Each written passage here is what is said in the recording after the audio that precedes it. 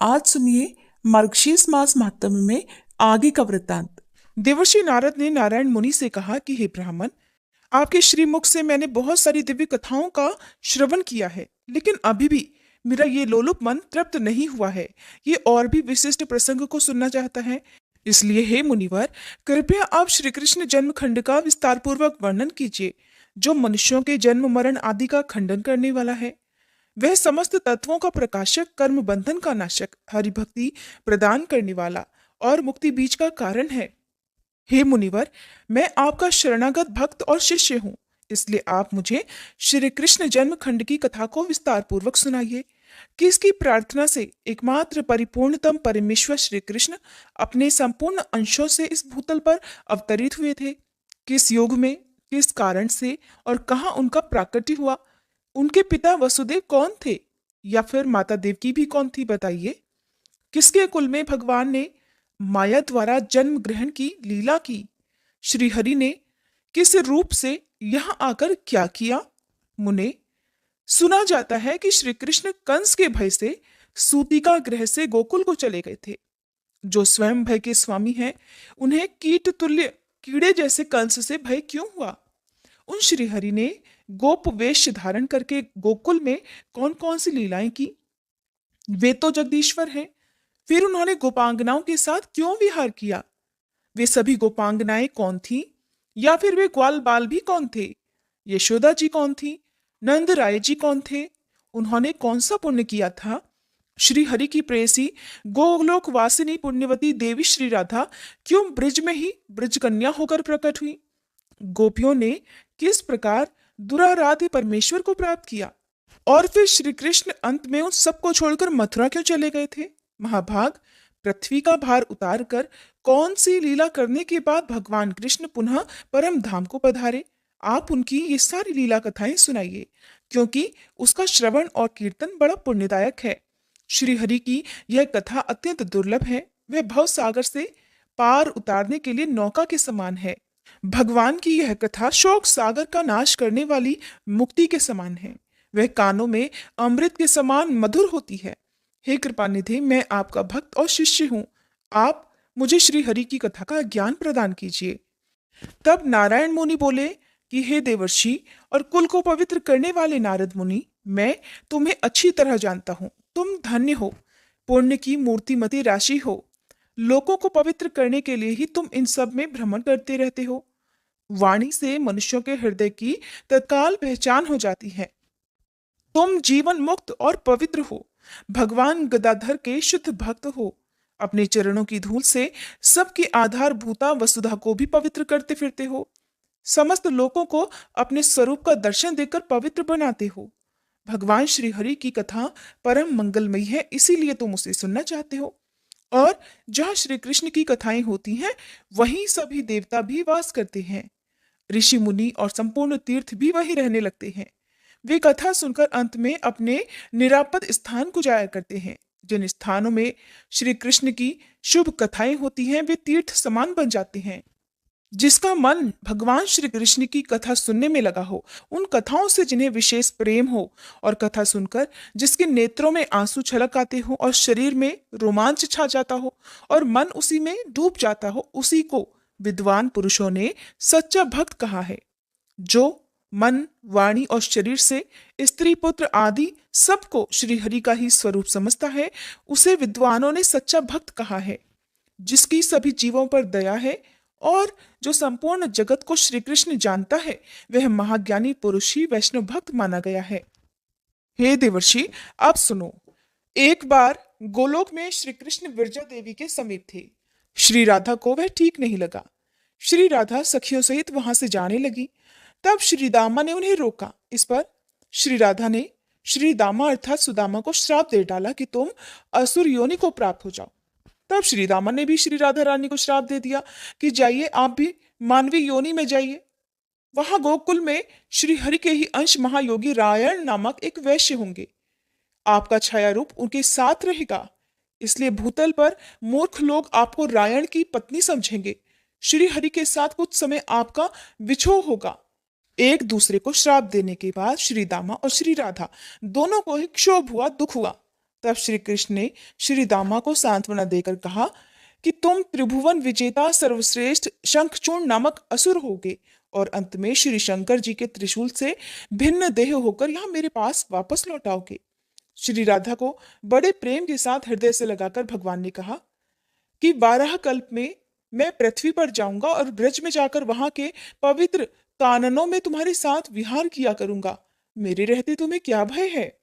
उधर विरजा देवी नदी हो गई और उनके श्री कृष्ण के द्वारा जो 7 सुंदर पुत्र हुए थे वे लवण, इक्षु, सुरा, घृत, दधि, दुग्ध और जलरूप 7 समुद्र हो गए। ये सब श्री राधा रानी और श्री कृष्ण की ही लीला है जो ब्रज में परम दिव्य पवित्रतम विलक्षण प्रेम रस धारा बहाने के लिए निमित्त रूप से की गई थी। इसी कारण से लीलामय श्री राधा और श्री कृष्ण वराह कल्प में पृथ्वी पर अवतरित हुए थे। श्री राधा रानी गोकुल में वृषभानु के घर प्रकट हुई और यह कथा तो आप पहले भी इस अध्याय से पहले सुन चुके हैं। तो अब आगे की कथा जानिए। नारद जी ने कहा, हे वेदवेत्ताओं में श्रेष्ठ नारायण जी, किसकी प्रार्थना और किस कारण जगदीश्वर श्री कृष्ण ने इस भूतल पर अवतार लिया था। तब श्री नारायण जी कहने लगे, प्राचीन समय की बात है। वाराह कल्प में पृथ्वी असुरों के अधिक भार से आक्रांत हो गई थी, संतप्त हो गई थी। इसलिए शोक से पीड़ित होकर वह ब्रह्मा जी की शरण में गई।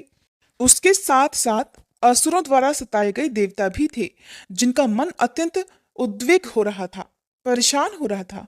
पृथ्वी उन देवताओं के साथ श्री ब्रह्मा जी की दुर्गम सभा में गई। वहां उसने देखा कि देवेश्वर ब्रह्मा जी ब्रह्म तेज से जाजल्यमान हो रहे हैं और बड़े बड़े ऋषि मुनि, मुनीन्द्र और सिद्धेंद्र गण उनकी सेवा में उपस्थित हैं। ब्रह्मा जी कृष्ण इस 2 अक्षर के परम ब्रह्म स्वरूप मंत्र का जप कर रहे थे। उनके नेत्र उस समय भक्ति जनित आनंद के आंसुओं से भरे हुए थे और उनके पूरे शरीर में रोमांच हो आया था। हे मुने, देवताओं सहित पृथ्वी ने भक्तिभाव से चतुरानन को प्रणाम किया और दैत्यों के भार आदि का सारा वृतांत उन्हें कह सुनाया। आंसू भरे नेत्रों और पुलकित शरीर से वे ब्रह्मा जी की स्तुति और रोदन करने लगी, अर्थात रोते हुए वे ब्रह्मा जी से स्तुति करने लगी। तब जगत धाता ब्रह्मा जी ने उससे पूछा, हे भद्रे, तुम क्यों स्तुति कर रही हो और रो रही हो, बताओ किस उद्देश्य से तुम्हारा यहाँ आना हुआ है। विश्वास करो, तुम्हारा भला होगा। हे कल्याणी, अब शांत हो जाओ, मेरे रहते भला तुम्हें क्या भय है। इस प्रकार पृथ्वी को आश्वासन देकर ब्रह्मा जी ने देवताओं से बड़े आदर पूर्वक पूछा, हे देवतागणों, किस लिए तुम्हारा मेरे पास आना हुआ है, बताइए। ब्रह्मा जी की बात सुनकर देवता लोग उन प्रजापति से बोले, हे प्रभु, सभी दैत्यों के भार से ये पृथ्वी दबी हुई है और हम भी उनके कारण संकट में पड़ गए हैं। दैत्यों ने हमें ग्रस लिया। आप ही जगत के सृष्टा हैं, इसलिए आप ही हमारा शीघ्र उद्धार कीजिए। हे ब्राह्मण, आप ही इस पृथ्वी की गति है, इससे शांति प्रदान कीजिए। हे पितामह, यह पृथ्वी जिस भार से पीड़ित है उसी से हम भी दुखी हैं, इसलिए आप उस भार को दूर कीजिए। देवताओं की बात सुनकर जगत सृष्टा ब्रह्मा जी ने पृथ्वी से पूछा, बेटी, तुम भय छोड़कर मेरे पास सुखपूर्वक रहो। बताओ, किनका ऐसा भार आ गया है जिसे सहन करने में तुम असमर्थ हो गई हो। भद्रे, मैं उस भार को दूर करूंगा और निश्चय ही तुम्हारा भला भी होगा। ब्रह्मा जी का यह वचन सुनकर पृथ्वी के मुख पर और नेत्रों में प्रसन्नता छा गई। वह जिस जिस कारण से इस तरह पीड़ित थी, अपनी पीड़ा की उस कथा को कहने लगी। तात सुनिए, मैं अपने मन की व्यथा बता रही हूं। विश्वासी बंधु बांधव के सिवा दूसरे किसी को भी मैं ये बात नहीं बता सकती, क्योंकि स्त्री जाति अबला होती है। अपने सगे बंधु, पिता, पति और पुत्र सदा उसकी रक्षा करते हैं, परंतु दूसरे लोग निश्चय ही उसकी निंदा करने लगते हैं। जगत पिता, आपने मेरी सृष्टि की है, इसलिए आपसे अपने मन की बात कहने में मुझे कोई संकोच नहीं है। मैं जिनके भार से पीड़ित हुई हूं, अब उनका परिचय देती हूं, सुनिए। जो श्री कृष्ण भक्ति से हीन है और जो श्री कृष्ण भक्ति की निंदा करते हैं, उन महापात की मनुष्यों का भार वहन करने में अब मैं सर्वथा असमर्थ हो गई हूं। जो अपने धर्म के आचरण से शून्य और नित्य कर्म से रहित हैं, जिनकी वेदों में श्रद्धा नहीं है, उनके भार से मैं पीड़ित हूं। जो माता पिता, गुरु, पत्नी, पुत्र और पौष्य वर्ग का पालन पोषण नहीं करते हैं, उनका भार वहन करने में मैं असमर्थ हूं। हे पिताश्री, जो झूठ बोलते हैं, जिनमें दया और सत्य का अभाव है, और जो गुरुजनों और देवताओं की निंदा करते हैं, उनके भार से मुझे बड़ी पीड़ा होती है। जो मित्रों से द्रोह करते हैं, दूसरों का एहसान नहीं मानते, झूठी गवाही देते हैं, विश्वासघाती और धरोहर हड़प लेने वाले हैं, उनके भार से भी मैं पीड़ित रहती हूँ। जो कल्याण में सूक्तों, साम मंत्रों और एकमात्र मंगलकारी श्री हरि के नामों का विक्रय करते हैं, उन्हें बेचते हैं, उनके भार से मुझे बड़ा कष्ट होता है। हे पितामह, शंखचूर्ण के भार से जिस तरह मैं पीड़ित थी, उससे भी अधिक दैत्यों के भार से मैं पीड़ित हूँ। प्रभु, ये सब कष्ट मैंने आपसे कह सुनाया। यही मुझे अनाथा का निवेदन है। अगर आपसे मैं सनाथ हूं, तो आप मेरे इस कष्ट के निवारण का कोई उपाय कीजिए। ऐसा कहकर पृथ्वी अर्थात वसुधा बार बार रोने लगी। उनका रोना सुनकर कृपा निधान ब्रह्मा जी ने उससे कहा कि हे वसुधे, तुम्हारे ऊपर जो दस्युभूत राजाओं का भार आ गया है, मैं किसी उपाय से अवश्य ही उसे हटाऊंगा अवश्य। पृथ्वी को इस प्रकार आश्वासन देकर देवताओं सहित जगतधाता ब्रह्मा जी भगवान शंकर के निवास स्थान कैलाश पर्वत पर गए। वहां पहुंचकर विधाता ने कैलाश के रमणीय आश्रम और भगवान शंकर को देखा। वे गंगा जी के तट पर अक्षय वट के नीचे बैठे हुए थे। उन्होंने व्याघ्र चर्म धारण कर रखा था। दक्ष कन्या की हड्डियों के आभूषण से वे विभूषित हो रहे थे। उन्होंने हाथों में त्रिशूल और पट्टिश धारण कर रखे थे। उनके 5 मुख और प्रत्येक मुख में 3-3 नेत्र थे। अनेकानेक सिद्धों ने उन्हें घेर रखा था। वे योगींद्र गण से सेवित हो रहे थे और कौतूहल पूर्वक गंधर्वों का संगीत सुन रहे थे। साथ ही अपनी ओर देखती हुई पार्वती की ओर प्रेम पूर्वक तिरछी नजर से भी देख लिया करते थे। अपने 5 मुखों द्वारा श्री हरि के एकमात्र मंगल नाम का जप करते थे। गंगा जी में उत्पन्न कमलों के बीजों की माला से जप करते समय उनके शरीर में रोमांच हुआ था। उसी समय ब्रह्मा जी पृथ्वी तथा नतमस्तक देव समूहों के साथ महादेव जी के सामने जा खड़े हुए।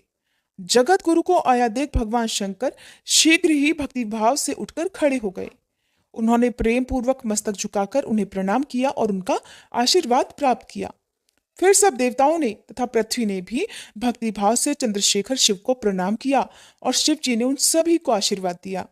प्रजापति ब्रह्मा जी ने पार्वती नाथ शिव जी से सारा वृत्तांत कह सुनाया, जिसे सुनकर भक्त वत्सल शंकर जी ने तुरंत ही मुंह नीचे कर लिया।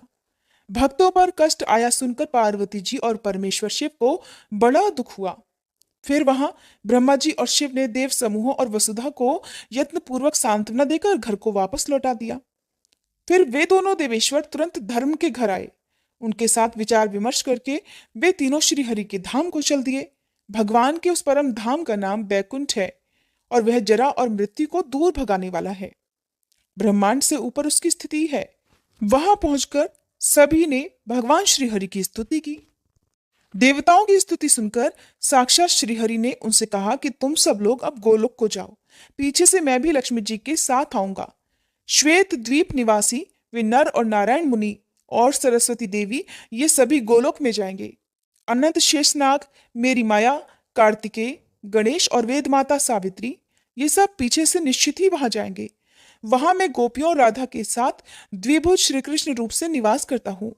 यहाँ सुनंद आदि पार्षदों और लक्ष्मी जी के साथ रहता हूँ। नारायण, श्री कृष्ण और श्वेत द्वीप निवासी विष्णु मैं ही हूँ। ब्रह्मा आदि अन्य संपूर्ण देवता मेरी ही कलाएं हैं। तुम सब लोग गोलोक को जाओ, वहां तुम्हारे अभीष्ट कार्य की सिद्धि होगी। फिर हम लोग भी सबकी इष्ट सिद्धि के लिए वहां आ जाएंगे। ऐसा कहकर श्री हरि उस सभा में मौन हो गए। तब उन सभी देवताओं ने उन्हें प्रणाम किया और वहां से अद्भुत गोलोक की यात्रा की। वह उत्कृष्ट और विचित्र परम धाम जरा और मृत्यु को भी हर लेने वाला है। वह अगम्य लोक बैकुंठ लोक से 50 करोड़ योजन ऊपर है और भगवान श्री कृष्ण की इच्छा से बना हुआ है। उसका कोई भी बाह्य आधार नहीं है। श्री कृष्ण ही वायु रूप से उसे धारण करते हैं। वे ब्रह्मादि देवता उस अनिर्वचनीय लोक की ओर जाने के लिए उन्मुख होकर चल दिए। उन सब की गति मन के समान तेज थी, इसलिए वे सब के सब विरजा के तट पर जा पहुंचे। सरिता के तट का दर्शन करके उन देवताओं को बड़ा आश्चर्य हुआ। उस परम आश्चर्यजनक तट को देखकर वे देवेश्वर नदी के उस पार गए। वहां जाने पर उन्हें पर्वतों में श्रेष्ठ सप्तशृंग दिखाई दिया, जो अपनी शोभा से मन को मोह लेता था। दिव्य पारिजात वृक्षों की वनमालाएं उसकी शोभा बढ़ा रही थी। वह पर्वत कल्प वृक्षों और कामधेनुओं द्वारा सभी ओर से घिरा हुआ था। उसकी ऊंचाई 1 करोड़ योजन थी और लंबाई 10 करोड़ योजन। हे देवेश्वर, वहां के सुंदर दृश्य का सभी देवताओं ने दर्शन किया। वे सभी श्रीहरि के श्रेष्ठ पार्षद थे। मुने वहां से थोड़ी ही दूर पर उन्हें एक मनोहर राजमार्ग दिखाई दिया, जिसके दोनों पार्श्व में लाल मणियों से अद्भुत रचना की गई थी। इंद्रनील, पद्मराग, हीरे और सोने की बनी हुई वेदियां उस राजमार्ग के उभय पार्श्व को सुशोभित कर रही थी।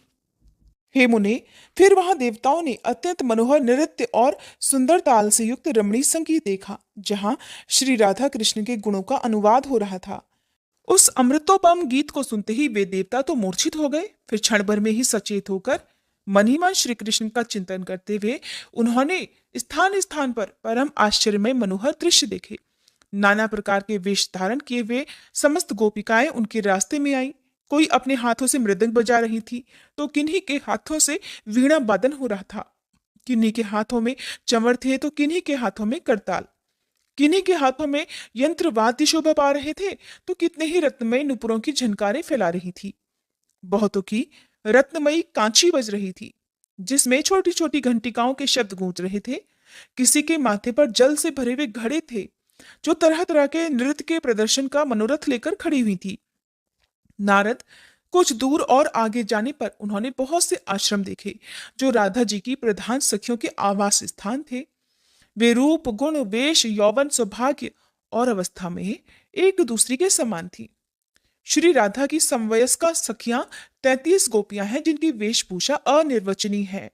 उनके नाम भी सुनो: सुशीला, शशिकला, यमुना, माधवी, रति, कदम्बमाला, कुंती, जाह्नवी, स्वयंप्रभा, चंद्रमुखी, पद्ममुखी, सावित्री, सुधामुखी, शुभा, पद्मा, पारिजाता, गौरी, सर्वमंगला, कालिका, कमला, दुर्गा, भारती, सरस्वती, गंगा, अंबिका, मधुमती, चंपा, अपर्णा, सुंदरी, कृष्णप्रिया, सती, नंदिनी और नंदना, ये सब की सब समान रूप वाली हैं। इनके शुभ आश्रम रत्नों और धातुओं से चित्रित हैं। तरह तरह के चित्रों से चित्रित होने के कारण ये बड़े सुंदर लग रहे हैं। उनके शिखर बहुमूल्य रत्नमय कलश समूहों से जाज्वल्यमान हैं। उत्तम रत्नों द्वारा उनकी रचना की गई है। गोलोक ब्रह्मांड से बाहर और ऊपर है, उसके ऊपर दूसरा कोई लोक ही नहीं है। ऊपर तो सब कुछ शून्य ही है। वहीं तक सृष्टि की अंतिम सीमा है। 7 रसातलों से भी नीचे सृष्टि नहीं है। रसातलों से नीचे जल और अंधकार है, जो कि अगम्य और अदृश्य है। हरे कृष्णा। आज का अध्याय समाप्त हुआ। अगले अध्याय में आप इससे आगे की कथा सुनेंगे।